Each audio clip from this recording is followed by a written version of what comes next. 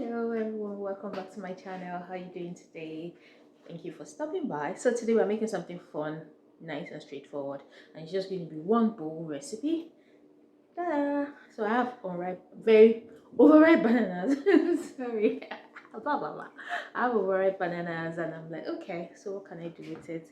And I'm going to make him very own banana bread with a twist, okay? So you want to wait till the end of this video to see what I'm going to do with this very ripe bananas. Make sure your bananas are this ripe, even looking blackish. I think this is not even really ripe enough. Okay, make sure it's extremely black, extremely ripe, so it brings out the yummy sweetness in your banana. You get it?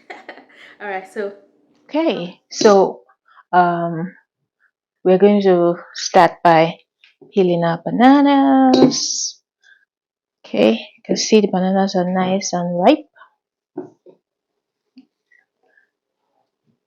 and yummy. The riper your banana, or the more ripe your banana, the nicer and yummy your banana bread will come out. So mash it just with a fork, or if you have a potato masher, you can go ahead and mash it.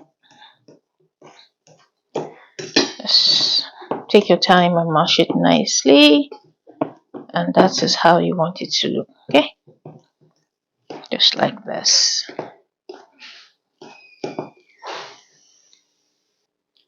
So you want it to come on looking like this.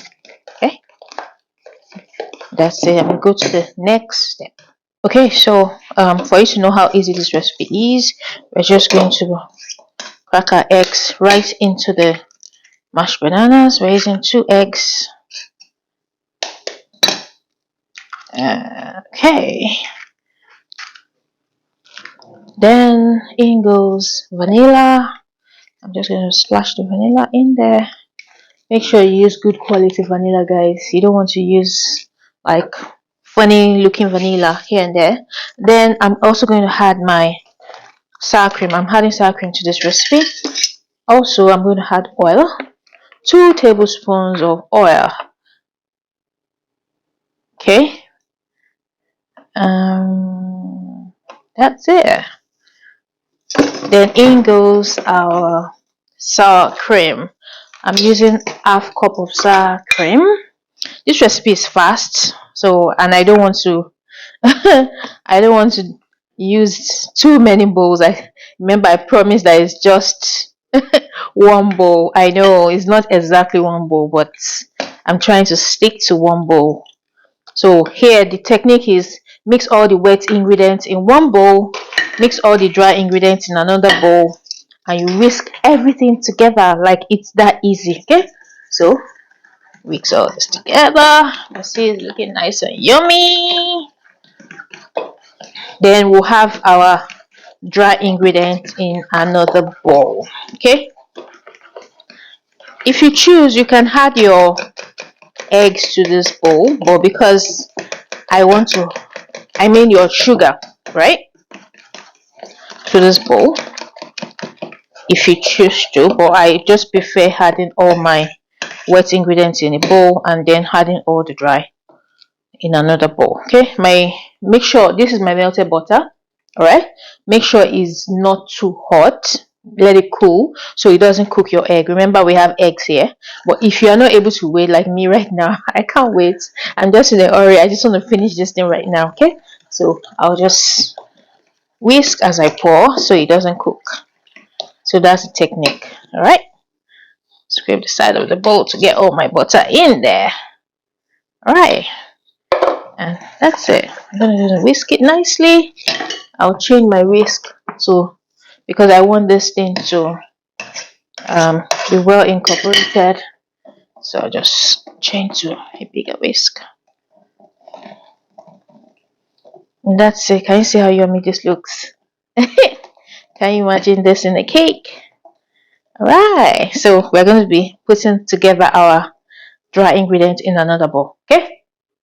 Okay, so I transferred the mixture into a bigger bowl, and I'm going to be using 100 gram of white sugar and 100 gram of brown sugar as well. Okay, and the reason why I'm mixing these two is because I want my banana bread to have sort of a nice brown look. Alright, like the white part, like I told you, is going to have a little twist, and you don't want to miss that twist I talked about. So that's the sugar. I need just 200. So I'm going to be taking some out. Yeah, that's it. Okay. So this is our dry ingredients. It consists of flour, baking powder, baking soda, cinnamon, nutmeg, salt. Okay.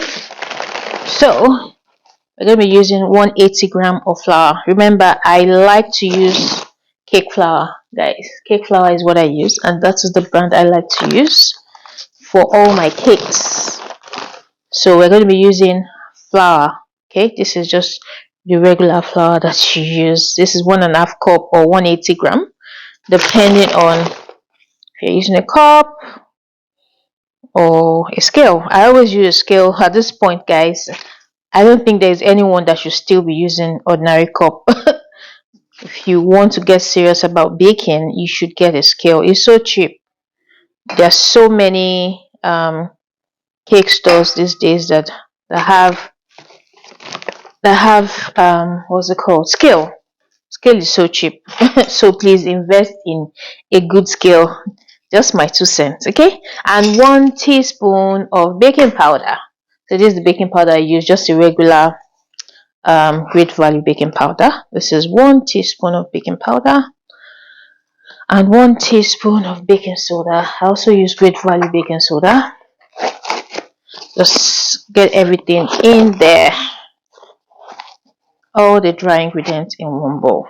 Okay, then I'm also going to be using cinnamon. Guys, do not miss cinnamon. Cinnamon is really key in this recipe. I might omit nutmeg because nutmeg could be strong sometimes. I think I'm just going to leave nutmeg out. Then please don't forget your salt. I try to use good quality salt. I use what's it called? Is it Richmond salt? I use pink salt anyway. And I cook with pink salt as well because it has a lot. Let me show you guys the pink salt I use. The salt I use. Sorry, excuse me. I use this salt, real salt. That's the salt I use. This is very good salt, Redmond. I'll try to put a link in the description to the salt. It's very good. It has lots of minerals and blah blah blah, things that are good for your body. So it's not just sodium chloride that is in my salt. I have other things in my salt, and that's it. That's your dry ingredients. Just mix it together nicely and sieve it. We are going to be sieving it into our wet ingredient. Okay, so this is the wet ingredient we have, and now we're going to just sieve into it our dry ingredients at once. Okay, so that's, make sure you don't omit the sieving parts. Like you see some particles that look funny now when I'm done. So although some of those particles are salt, and you can see my flour, I try to keep my flour fresh. Okay, but still, that's my oven. My oven is ready. Okay, can you see? You don't want those lumps to go right into your cake like that. Your cake will come out looking clumpy. And you gently mix. You can use your spatula at this point, or you use your regular whisk. Anyone is fine. Okay, and just remember, guys, we're not fighting with the cake. Do not over mix. The mixture on its own is already nice and runny, meaning that it will come out nice. So you don't want to over mix at this point. Okay, and I'll just scrape the side of my bowl as usual. Make sure my bowl is well scraped like this, and that's it. Okay, so I'm going to take a bit out of this and add a bit of cocoa to make a chocolate variation of my banana bread. So I don't want it to be all plain banana. I want it to have some bits and pieces of marblish stuff. You get? We are trying to make this different. I told you guys, please wait till the end. And if you have not subscribed to my channel, please now. Subscription is free. Subscribe to my channel so you can encourage me. It also helps the algorithm. Okay. So if you know you have learned from my channel, please subscribe, like, and comment. Okay. So I'm also at this stage. I'm going to be adding semi-sweet chocolate chips. This is the brand I use. I'm cheap. I use Great Value, but it's not just about being cheap. Great Value is good. It's the same thing with all the other brands. And why would I want to spend more money if it's the same quality? All right. So I'll just go in with. I'm just eyeballing it. This is like maybe a cup or half cup of chocolate chips. All right, and that's it. If you want, at this stage, you can add nuts, but I'm not sure I'll add nuts. I might add a bit of nut on top, but not really much on the cake by itself. And I'm going to be using. I use Barry cocoa powder. I don't know if I've ever mentioned it. Barry is my plug for cocoa powder any day, anytime. Like, I love Barry so much because it gives you like that extreme chocolate flavor. And I'm just going to be using a little. Okay, depending on, I put it in this container because it's easier for me. This is what I'm talking about. It's easier for me to manage. So I'll just mix it. So this is the batch I divided. And you can also use melted chocolate for this if you don't want to use cocoa powder.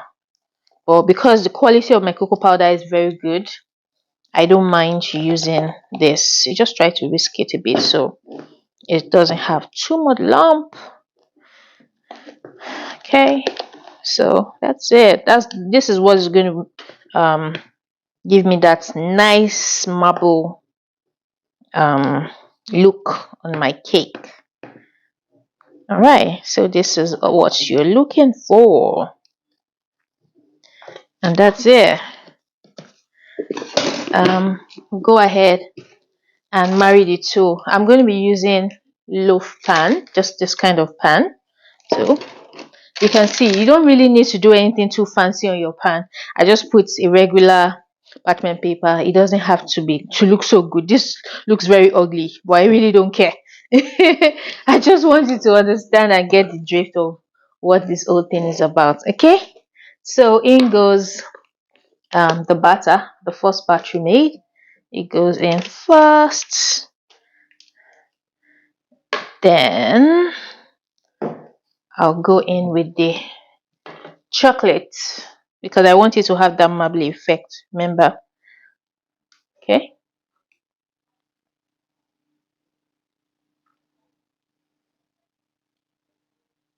Okay, as then I'll go in with this again.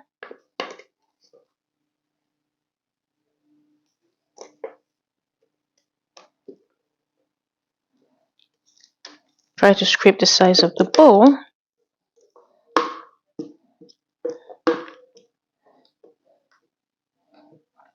Then you go in with your cocoa.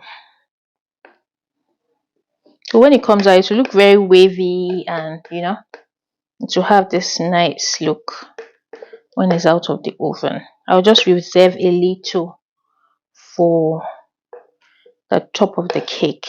It looks messy, but I bet you it's really going to come out nice. It's not as messy as it doesn't taste as messy as it looks. Yeah, that's what I'm trying to say. Okay, so in goes the last batch of the white version of the banana bread. This recipe is really fast. It's because I'm making a video, that's why it seems like it's a bit long. It's really fast, and you feel free to fast forward to the part you like. It's just one. So at this point I'm going to put in my desiccated coconut. I have this shredded desiccated coconut I'm going to put it in. So I just like put it on, just sprinkle on top, so it gives you that nice brownish look when it comes out. I hope it turns brown though, but I really want it to turn brown when it comes out. All right, like the coconut to brown up. Then I'll top it off with a bit of desiccated coconut of chocolate chips. Sorry, what am I even saying?